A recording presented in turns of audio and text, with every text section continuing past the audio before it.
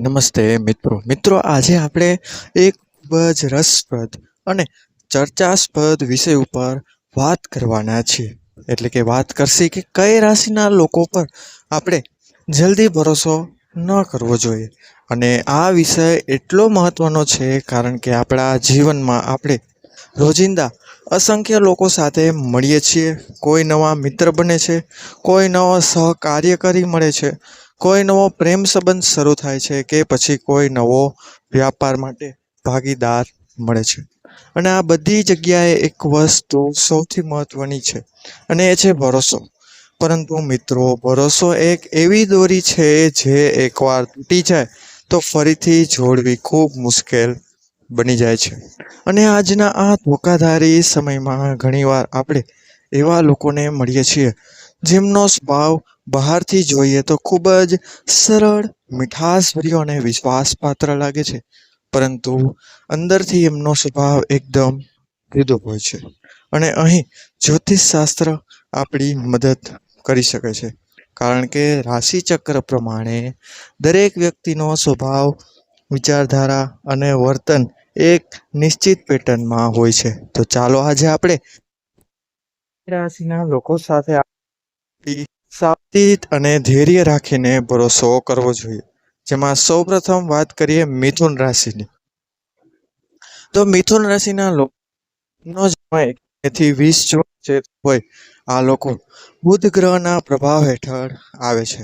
અને બુધ ગ્રહ એ વાણી, બુદ્ધિ અને વ્યાપારનો કારક ગ્રહ છે. મિથુન રાશિના લોકોમાં સૌથી મોટી ખાસિયત એ છે કે એમનું મન એકદમ ચંચળ અને બદલાતું રહે છે.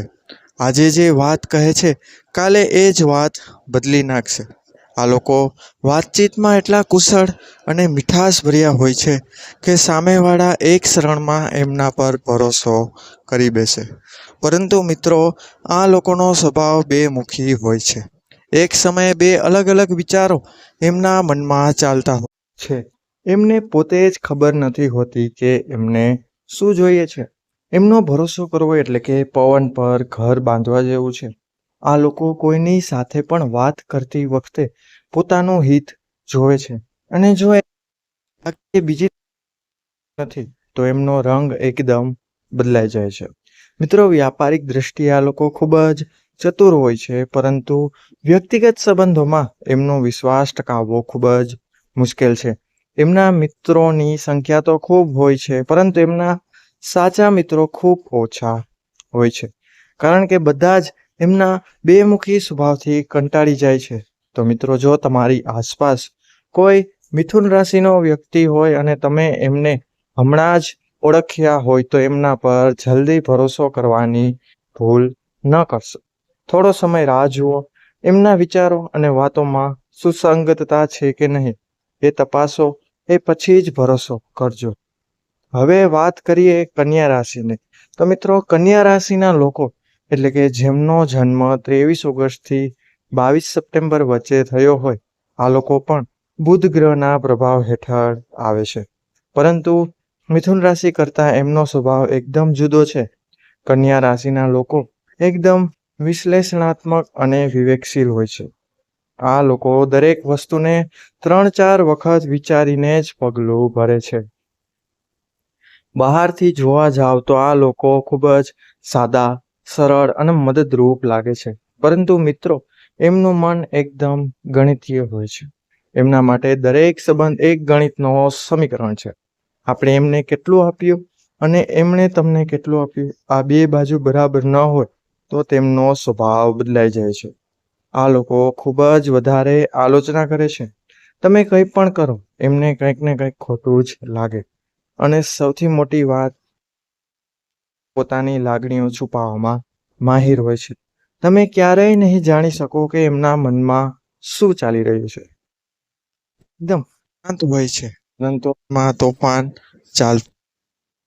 લોકો મોટી રાખે અને ત્યારે એ કાઢીને તમને કરે છે.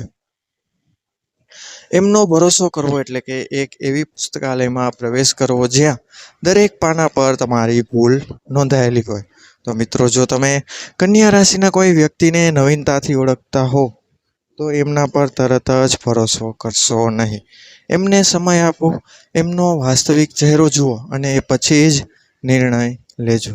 મિત્રો, હવે વાત કરીએ તુલા રાશિ. તો તુલા રાશિના લોકો એટલે કે જેનો જન્મ 23 સપ્ટેમ્બરથી 22 ઓક્ટોબર વચ્ચે થયો હોય, આ લોકો શુક્ર ગ્રહના પ્રભાવ હેઠળ આવે છે. અને શુક્ર ગ્રહ એ સૌંદર્ય, પ્રેમ અને વૈભવનો કારક ગ્રહ છે. તુલા રાશિના લોકો બહારથી જોઈએ તો મીઠાશભર્યા અને સામાજિક હોય છે. એમને દરેક વ્યક્તિ સાથે સારો સંબંધ રાખવો ગમે છે. એ દુશ્મન નથી, પરંતુ મિત્રો. આ લોકોનો સૌથી મોટો દોષ એ છે કે એમનો કોઈ પોતાનો અભિપ્રાય નથી હોતો. એમને બધાની વાત સાચી લાગે છે. આજે તમારી કરે છે તો એ પણ સાથે આપે છે. કાલે બીજા તમારી નિંદા કરે તો એ પણ સાથે આપે છે. આ લોકો સંતુલન જાળવવાના ચક્કરમાં ક્યારેય પોતાની વાત નથી કરતા. એમનો ભરોસો કરવો એટલે કે એક દિવાલ પર ભરોસો કરવો, જે હવામાન પ્રમાણે રંગ બદલે છે. આ લોકો ઝઘડામાં ક્યારેય કોઈની બાજુ લેતા નથી. અને જો તમે એમને કોઈ ગુપ્ત વાત કહો તો એ વાત બીજાના કાનમાં પહોંચવાની શક્યતા ખૂબ વધારે છે. કારણ કે આ લોકોને બધાની સાથે સારું રાખવું ગમે છે. અને એના માટે તે વાત કોઈ નથી લાગતું. આ લોકો વ્યાપારમાં ખૂબ સારા છે. તો જે નિર્ણય લેવાનો સમય આવે છે ત્યારે એમને કોઈ નિર્ણય લેવા સમય લાગે, છેવટે નિર્ણય દે છે.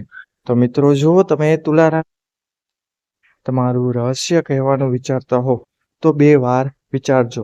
અને જો ભરોસો કરવો જ હોય તો એમના કામો ઉપર જુઓ, એમના શબ્દો ઉપર નહીં.